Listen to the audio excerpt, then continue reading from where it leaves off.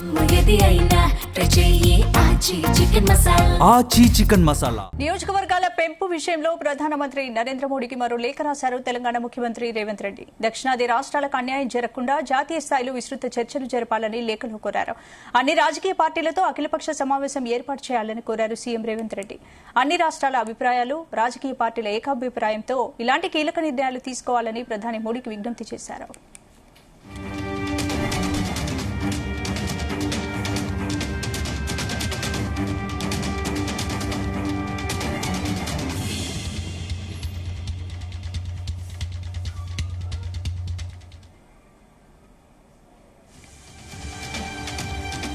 నియోజకవర్గాల పెంపు విషయంలో ప్రధానమంత్రి నరేంద్ర మోడీకి మరో లేఖ రాశారు తెలంగాణ ముఖ్యమంత్రి రేవంత్ రెడ్డి. దక్షిణాది రాష్ట్రాలకు అన్యాయం జరగకుండా జాతీయ స్థాయిలో విస్తృత చర్చలు జరపాలని లేఖలో కోరారు.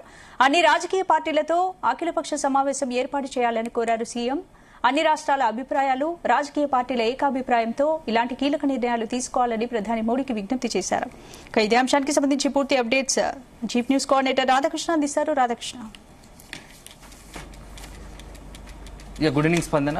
సీఎం రేవంత్ రెడ్డి ప్రధాని నరేంద్ర మోడీకి లేఖ రాశారు. సో కాసేపటి క్రితమే కేంద్రం ఒక సంచలన నిర్ణయం తీసుకుంటుంది. సో ఈ నెల 16, 17, 18 3 రోజుల పాటు పార్లమెంట్ సమావేశాలు జరుగుతున్న నేపథ్యంలో ఈ పార్లమెంట్ సమావేశాల్లోనే 2 అత్యంత కీలకమైన బిల్లులను పార్లమెంటు ముందు ఉంచబోతుంది. అందులో ఒకటి మహిళా రిజర్వేషన్ బిల్లు. మహిళలకు 33% రిజర్వేషన్ బిల్లు అమలు చేయాలి, రిజర్వేషన్ అమలు చేయాలని ఒక బిల్లును తీసుకొస్తుంది. సో నెక్స్ట్ ఇప్పుడు వచ్చే ఎన్నికల్లోనే, ఎందుకంటే గతంలో రిజర్వేషన్ సంబంధించిన బిల్లును ఆమోదించినప్పటికీ కొంత సవరణ చేస్తూ వచ్చే ఎన్నికలు ఏవి జరిగినా ఆ ఎన్నికల్లోకి సంబంధించి జనరల్ సాధారణ ఎన్నికలు ఏవి జరుగుతాయో ఆ సాధారణ ఎన్నికల్లో మహిళలకు 33% రిజర్వేషన్ అమలు అయ్యేలా సవరణ తీసుకురావాలని ప్రయత్నిస్తుంది. దానికి సంబంధించిన బిల్లు రేపు తీసుకురాబోతుంది. ఇక నెక్స్ట్ చాలా అత్యంత కీలకమైనది, చాలా రోజులుగా కూడా దేశవ్యాప్తంగా హాట్ గా జరుగుతున్న చర్చ డీలిమిటేషన్. ఈ డీలిమిటేషన్ సంబంధించినటువంటి బిల్లును కూడా కేంద్రం పార్లమెంటు ముందుకు తీసుకురాబోతుంది. సో ఇప్పటికే దీనికి సంబంధించి పార్లమెంటు వ్యవహారాల శాఖ మొత్తం ఎంపీలందరికీ కూడా ఈ సమాచారం ఇచ్చింది. ఈ నెల 16న ఈ 2 బిల్లులను పార్లమెంట్కి తీసుకొస్తున్నాం కాబట్టి సో అందరూ చర్చలో పాల్గొని విరివిగా వాళ్ళకి సంబంధించినటువంటి సందేహాలు కావచ్చు, అనుమానాలు కావచ్చు సభ ముందు ఉంచాలని చెప్పేసి పార్లమెంటు వ్యవహారాల శాఖ ఎంపీలను కోరింది. సో ఇదొక అంశం అయితే, ఇక మొత్తం ఈ అంశం పట్ల మహిళా రిజర్వేషన్ సంబంధించి అన్ని రాజకీయ పక్షాలు, దేశవ్యాప్తంగా ఉన్నటువంటి అన్ని రాజకీయ పార్టీలు, ఆయా రాష్ట్రాల్లో సంబంధించినటువంటి పార్టీలన్నీ కూడా మొత్తంగా ఈ ప్రస్తుతం కేంద్రం తీసుకొస్తున్నటువంటి ఈ మహిళా రిజర్వేషన్ బిల్కి సంబంధించినటువంటి అందరూ కూడా ఒప్పుకుంటున్నారు. సో దీంట్లో ఎవరికి కూడా ఇలాంటి అనుమానాలు లేవు, అభ్యంతరాలు లేవు, సందేహాలు లేవు. సో ఇది ఇప్పటి వరకు క్లియర్గా ఉంది. సో దానికి పైపెచ్చు వెంటనే అమలు చేస్తే బాగుంటుందని చెప్పేసి కూడా ఇంక్లూడింగ్ ఇండియా కూటమి, కాంగ్రెస్ పార్టీతో పాటు ఇండియా కూటమి పక్షాలని కూడా కోరుకుంటున్నాయి. ఇక నెక్స్ట్ అత్యంత కీలకమైంది, సో దీనికి సంబంధించి చర్చ, ఇప్పుడు జరుగుతున్న చర్చ అంతా కూడా డీలిమిటేషన్ సంబంధించి. సో డీలిమిటేషన్ సంబంధించి నియోజకవర్గాల పునర్విభజన అంశం పైన పెద్ద ఎత్తున కొన్ని చోట్ల ఒకవైపు ఏమో ఎన్డీఏ పక్షాలంతా కూడా వన్ సైడ్ గా అంతా సానుకూలంగా స్పందిస్తున్నాయి. దీనిపై చర్చ జరుగుతుంది. అల్టిమేట్ గా ఈ బిల్లుకు ఆమోదిస్తాం. నెక్స్ట్ జరగబోయే సాధారణ ఎన్నికల్లోనే ఈ డీలిమిటేషన్ సంబంధించి నియోజకవర్గాల డీలిమిటేషన్ తో పాటు నియోజకవర్గాల పెంపు కూడా అమల్లోకి వస్తుందని చెప్పేసి ఇటు ఎన్డీఏ ప్రభుత్వం చెప్తుంది. అయితే ఇప్పుడు ఈ ఎన్డీఏ ప్రభుత్వం ప్రస్తుతం తాజాగా 16వ తేదీన పెడుతున్నటువంటి డీలిమిటేషన్ సంబంధించి వ్యవహారం పైన సీఎం రేవంత్ రెడ్డి, తెలంగాణ ముఖ్యమంత్రి రేవంత్ రెడ్డి కొంత అసంతృప్తి వ్యక్తం చేస్తున్నాడు. సో తనకు అనేకమైన అనుమానాలు, సందేహాలు ఉన్నాయి. సో గతంలో ఏదైతే వ్యాఖ్యలు చేశాడో సో దాన్ని మరొకసారి రిపీట్ చేస్తా ఉన్నాడు.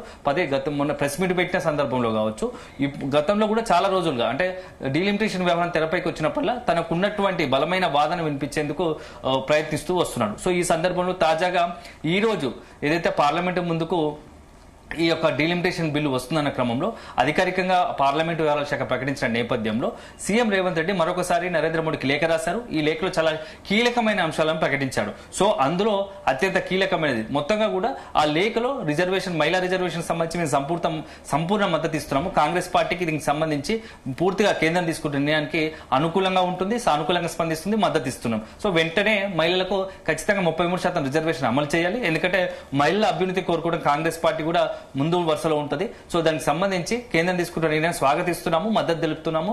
ఎందుకంటే చట్టసభలో మహిళలకు ప్రాధాన్యత పెంచుతున్నాం కాబట్టి దీన్ని అందరూ కూడా ఆహ్వానించదగ్గ విషయం అని చెప్పేసి సీఎం రేవంత్ రెడ్డి ప్రకటించారు. ఇక నెక్స్ట్ రెండో వచ్చేసి డీలిమిటేషన్. సో డీలిమిటేషన్ సంబంధించి ఎందుకు తొందరపడుతున్నారు? సో ఆల్రెడీ డీలిమిటేషన్ సంబంధించి 2026 మార్చి 2027 మార్చి వరకు మొత్తం కూడా డీలిమిటేషన్ ప్రక్రియ చేపడతారు కాబట్టి సో కులగణనకు సంబంధించి దీనికి అంశంతో పరిగణన ఉంది కాబట్టి ఆ వ్యవహారంలో కొంత తొందరపడుతున్నారా? ఎందుకంటే గతంలో కూడా చూసాం డీలిమిటేషన్ సంబంధించినటువంటి నియోజకవర్గాలకు సంబంధించి ఎక్కడైతే జనాభా ఎక్కువ ఉందో ఆ నియోజకవర్గాలకు సంబంధించి మొత్తం అడ్జస్ట్మెంట్స్ అంటే ఒక సంఖ్య పెంచకున్నప్పటికీ ఆ జనాభా ప్రాతిపదికన నియోజకవర్గాల ఆ యొక్క స్థానాల సరిహద్దులను మారిస్తే బాగుంటుంది కదా అని చెప్పేసి ఒక ఒపీనియన్ ఒక సూచనను కేంద్రం దృష్టికి తీసుకొచ్చాడు. ఇక అత్యంత కీలకమైనది సో గతంలో కూడా ఇట్లాంటి సరిహద్దులు మార్చిన పరిస్థితి ఉంది కదా, సో ఇప్పుడు కూడా ఎందుకు చేయకూడదు, ఆ అంశాన్ని ఎందుకు మీరు పరిగణలోకి తీసుకోవట్లేదు అనేది కూడా కేంద్రం సంబంధించి ప్రధాని నరేంద్ర మోడీకి సీఎం రేవంత్ రెడ్డి తన దృష్టి లేఖలో రాసి సీఎం మోడీ దృష్టికి తీసుకొచ్చారు. ఇక అత్యంత కీలకమైనది సో నియోజకవర్గాల పెంపు అంశం. సో నియోజకవర్గాల పెంపు అంశానికి సంబంధించి ప్రస్తుతం 543 ఉన్నటువంటి లోక్సభ నియోజకవర్గాలు ఏకమొత్తంలో ఒకేసారి ప్రతి రాష్ట్రానికి సంబంధించి 50% అంటే 50% కన్నా పెంచితే అది ప్రస్తుతం 850 అవుతుంది. అంటే ఇంక్లూడింగ్ 35 ఈ కేంద్రపాలిత ప్రాంతాలను కలుపుకొని 815 ప్లస్ 35 మొత్తంగా కూడా లోక్సభ నియోజకవర్గాల సంఖ్య 850 పెరుగుతుంది. సో ఈ నేపథ్యంలో లోక్సభ సంఖ్య పెరగడం వల్ల ఆ రాష్ట్రాలకు సంబంధించి లోక్సభ నియోజకవర్గాల సంఖ్య పెరగడం వల్ల ఎవరికి లాభం జరుగుతుంది అనేది సీఎం రేవంత్ రెడ్డి మొదటి వాదన. ఎందుకంటే గతంలో డీలిమిటేషన్ అంశం తెరపైకి వచ్చినప్పుడే పదే పదే చెప్పారు దక్షిణాది రాష్ట్రాలకు అన్యాయం జరుగుతూ ఉంది. సో నిజంగానే కనుక నియోజకవర్గాల సంఖ్య పెరిగితే డీలిమిటేషన్ కనుక జరిగితే అది ఖచ్చితంగా దక్షిణాది రాష్ట్రాలపైన పెను ప్రభావం చూపుతుంది. ఎందుకంటే ఇప్పటికే గతంలో మనం చాలా రోజులుగా చూస్తాం, దశాబ్దాల కాలంగా కూడా దక్షిణాది రాష్ట్రాల నుంచి ఒక డిమాండ్ ఉంది, ఒక ఆరోపణ ఉంది, ఒక విమర్శ ఉంది. సో పదే పదే దక్షిణాది రాష్ట్రాలకు కొంత అన్యాయం జరుగుతూ ఉంది. సో ఉత్తరాదితో పోలిస్తే దక్షిణాది రాష్ట్రాలకు నిధుల కేటాయింపులో కావచ్చు, అభివృద్ధి విషయంలో కూడా చాలా వ్యత్యాసం ఉంటుంది. అదే సందర్భంలో ఇప్పుడు కనుక ఉన్నట్టుండి ఒక్కసారిగా ఇప్పుడు ఉన్న వాటికి అదనంగా నియోజకవర్గాల సంఖ్య పెరిగితే అది ఆటోమేటిక్ గా దక్షిణాది రాష్ట్రాలకు సంబంధించినటువంటి గొంతుగా కొంత ప్రమాదంలో పడుతుంది. ఎందుకంటే ఇక్కడ ప్రజల సమస్యలను కావచ్చు, రాష్ట్రాల డిమాండ్లను కావచ్చు, చట్టసభలో ముఖ్యంగా పార్లమెంట్ లో దేశానికి అత్యంత కీలకమైనటువంటి యొక్క పార్లమెంట్ లో దక్షిణాది రాష్ట్రాల వాయిస్ తగ్గిపోతుంది. సో వాళ్ళ డిమాండ్లను కావచ్చు, వాళ్ళ సమస్యలను కావచ్చు చెప్పుకునే ఒక అవకాశం తగ్గిపోతుంది. సో ఎందుకంటే ఉత్తరాదికి సంబంధించి ఇప్పటికే ఎక్కువ లోక్సభకు సంబంధించి సీట్లు ఉన్నాయి. మనం జనరల్ గానే ఉత్తరప్రదేశ్ లో 80 ఎంపీ సీట్లు ఉన్నాయి. సో ఇంకా దానికి సంబంధించి అదనంగా 120 ఎంపీ సీట్లు అయితే అంటే వాళ్ళ డిమాండ్ పెరుగుతుంది, ఉత్తరాదికి సంబంధించినటువంటి ప్రాబల్యం పెరుగుతుంది, ప్రాధాన్యత పెరుగుతుంది. వాళ్ళకి సంబంధించినటువంటి ఒక రకంగా చెప్పాలంటే ఒక ఆధిపత్య ధోరణిలాగా ఉండే అవకాశం ఉంటుందని చెప్పేసి సీఎం రేవంత్ రెడ్డి తన లేఖలో పేర్కొన్నారు. సో ఇదే జరిగితే దక్షిణాది రాష్ట్రాలకు మొత్తం కూడా కొంత ప్రమాదంలో పడతాయి, వాళ్ళ వాయిస్ను వినిపించే అవకాశం ఉండదు కాబట్టి కొంత అన్యాయానికి గురి అవకాశం ఉంటుంది. కాబట్టి ఖచ్చితంగా చాలా సీరియస్ ఇష్యూ, చాలా ఈ దృష్టిలో పెట్టుకోవాలని చెప్పేసి మోడీకి లేఖ రాశారు. సో ఒక దానికి సంబంధించి సో మీరు కనుక ఒకవేళ ఈ యొక్క నియోజకవర్గాల పెంచాలనుకుంటే మాత్రం ఒక అంశాన్ని తెరపైకి తీసుకురావచ్చు. సో మాకు వ్యక్తిగతంగా నేను ఒక సూచన చేయదలుచుకున్నాను. సో హైబ్రిడ్ మోడల్ అని ఒకటి సూచన కేంద్రానికి లేఖలో పేర్కొన్నాడు, మోడీకి సూచిస్తూ హైబ్రిడ్ మోడల్ ను తెరపైకి తీసుకొచ్చారు. సో ఈ హైబ్రిడ్ మోడల్ ప్రకారము ఇప్పుడున్నటువంటి సీట్లు సంఖ్య పెంచాలనుకుంటున్నారు కాబట్టి సో 543 ఉంది, సో అది 850 కాబోతుంది. కాబట్టి అందులో ఏదైతే మీరు 50% నియోజకవర్గాలు పెంచాలనుకుంటున్నారు కాబట్టి సో 50%లో ఒక 25% నిజంగానే మీ నియోజకవర్గాలు పెంచి ఒక 25% మాత్రము ఏదైతే రాష్ట్రాలకు సంబంధించిన జిఎస్డిపి మొత్తంగా కూడా ఆ రాష్ట్రానికి సంబంధించినటువంటి దేశ స్థూల ఉత్పత్తి ఆధారంగా కనుక మీరు సీట్ల సంఖ్య పెంచితే అప్పుడు సమానంగా, ఎందుకంటే ఒకవైపు జనాభాను ప్రాతిపదికన తీసుకున్నట్టు అవుతుంది సో నియోజకవర్గాల పెంపుకు సంబంధించి, అదేవిధంగా ఆ రాష్ట్రాల ఆర్థిక పరిస్థితిని ఆధారంగా చేసుకుని కూడా మీరు నియోజకవర్గాలను పెంచితే ఖచ్చితంగా ఇది ఉత్తరాది దక్షిణాదిని ఒక రకంగా బ్యాలెన్స్ చేసినట్టు అవుతుంది. ఇది ఒక చూసుకుంటే ఇట్లాంటి ఒక అంశాన్ని మీరు తీసుకుంటే బాగుంటుంది. అదే సందర్భంలో ఇది కేవలం నా వ్యక్తిగత సూచనే, మీరు ఈ అంశం చాలా సీరియస్ అంశం, ఇది ఎందుకంటే రెండు ప్రాంతాలకు సంబంధించిన అంశంలాగా మారే ప్రమాదం ఉంటుంది. కాబట్టి సో భారతదేశం అంతా ఒక ఐక్యతగా ఉంది, ఒక యూనిట్ గా ఉంది. కాబట్టి సో మొత్తం దేశంలో అన్ని రాష్ట్రాలకు సమాన ప్రాధాన్యత ఉండాలి. సో దాని ప్రకారంగా కనుకనే ఈ యొక్క డీలిమిటేషన్ జరగాలి. కాబట్టి ఇది చాలా ఇంపార్టెంట్ విషయం, దీన్ని మీరు దృష్టిలో పెట్టుకోండి అని చెప్పేసి సీఎం రేవంత్ రెడ్డి చెప్పారు. అదే సందర్భంలో నియోజకవర్గాలు పెంచితే ఒక రాష్ట్ర అభివృద్ధి ఆర్థిక పరిస్థితి అప్పుడు ఉత్తరాది దక్షిణాది అంటూ భావాలు ఉండవు. అదే సందర్భంలో దేశంలో రాష్ట్రంలో ఎక్కడ ఆర్థిక ప్రగతి ఎక్కడ ఎక్కువ ఉంది, ఏ రాష్ట్రాల్లో ఎక్కువ ఉంది, ఎక్కడ తగ్గిందో, ఎక్కడ ఆర్థిక ప్రగతి తగ్గితే ఆ రాష్ట్రాలపైన ప్రత్యేకంగా దృష్టి పెట్టినట్టు కూడా అవుతుందని చెప్పేసి రేవంత్ రెడ్డి ఇప్పుడు మోడీకి ఒక సూచన చేశారు. సో ఇది చాలా పెద్ద అంశము. దీనికి సంబంధించి విస్తృతంగా చర్చ జరగాలి.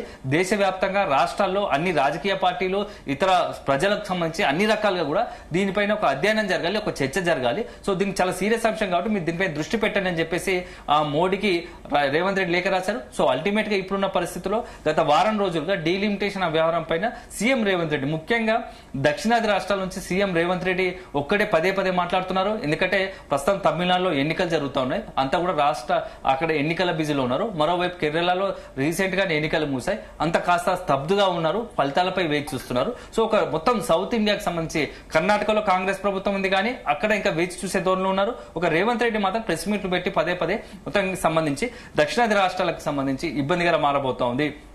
సో దీని మీద మీరు సీరియస్ గా కాన్సన్ట్రేట్ చేయాల్సిన అవసరం ఉంది. అవసరాన్ని బట్టి అన్ని రాజకీయ పార్టీలు అఖిలపక్ష భేటీ నిర్వహించాలి. ఆయా రాష్ట్రాల రాజకీయ పార్టీలు పిలిచి మాట్లాడండి. ఏ రాష్ట్రంలో ఎట్లాంటి పరిస్థితి ఉంది, నియోజకవర్గాల పెంపుకు ఎంతమంది అనుకూలంగా ఉన్నారు, ఎంతమంది వ్యతిరేకంగా ఉన్నారు, ఒకవేళ నిజంగానే ఇక నియోజకవర్గాలను పెంచాలనుకుంటే ఏ ప్రాతిపదికన పెంచాలి, ఈ అన్ని అంశాల పరిగణలోకి తీసుకోవాలని చెప్పేసి కూడా సీఎం రేవంత్ రెడ్డి ఆ లేఖలు డిమాండ్ చేస్తున్న పరిస్థితి కనబడుతుంది. సో ఓవరాల్ గా చూసుకుంటే మాత్రం ఇప్పుడు చాలా పెద్ద ఒక రకంగా చెప్పాలంటే దక్షిణాది ఉత్తరాది అనే ఒక అంశం తెరపైకి తీసుకొచ్చారు సీఎం రేవంత్ రెడ్డి. దీన్ని అంతా కూడా కేంద్రం ఎలా డీల్ చేస్తోంది. సో గతంలో కూడా మనం చూసాం డీలిమిటేషన్ అంశం వచ్చినప్పుడు సంవత్సరం క్రితం కూడా. సో తమిళనాడులో మొత్తంగా కూడా అన్ని సౌత్ ఇండియాకు సంబంధించిన దక్షిణాది రాష్ట్రాలకు సంబంధించినటువంటి రాజకీయ పార్టీలన్నీ కూడా చెన్నైలో స్టాలిన్ ముఖ్య అధ్యక్షతన కూడా భేటీ అయ్యి అన్ని రాజకీయ పక్షాలు అప్పుడే కూడా కొంత సీరియస్ గానే వచ్చే నిజంగానే ఒక డీలిమిటేషన్ వ్యవహారం దక్షిణాదికి ఇబ్బందికరంగా మారితే తమ గొంతులు గట్టిగా వినిపించాలి. సో మొత్తం పెద్ద ఎత్తున ఆందోళన నిరసన చేపట్టాలి, కేంద్రానికి తమ నిరసన శాఖ తలగాలని చెప్పేసి కూడా అప్పుడు భావించాయి. ఆ క్రమంలోనే కేంద్రం కూడా ఇది వ్యవహారం ఇట్లాగే ఉంది కాబట్టి చాలా సీరియస్ అయ్యేటట్టుంది కాబట్టి సో అట్లాంటి ఆలోచన లేదు.